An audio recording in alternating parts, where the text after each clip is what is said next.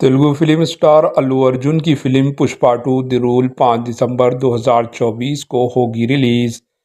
South India की फिल्मों के सुपरस्टार अल्लू अर्जुन की जेर इंतजार फिल्म पुष्पा 2 द रूल 5 दिसंबर 2024 को रिलीज होगी। साल 2024 की सबसे ज्यादा मुंतजिर फिल्मों से एक पुष्पा 2 द रूल पहले 6 दिसंबर को रिलीज होने वाली थी। अब ये फिल्म 5 दिसंबर को रिलीज होगी।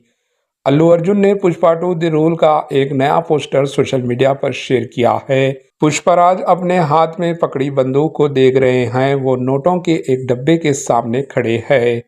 अल्लू अर्जुन ने हैशटैग में पुष्पा 2 द रूल ऑन 5 दिसंबर लिखा है। पुष्पा 2 द रूल में पुष्पराज की दिलचस्प सफर को दिखाया जाएगा जब वो स्मगलिंग और ताकत के खतरनाक दुनिया में दाखिल होता है।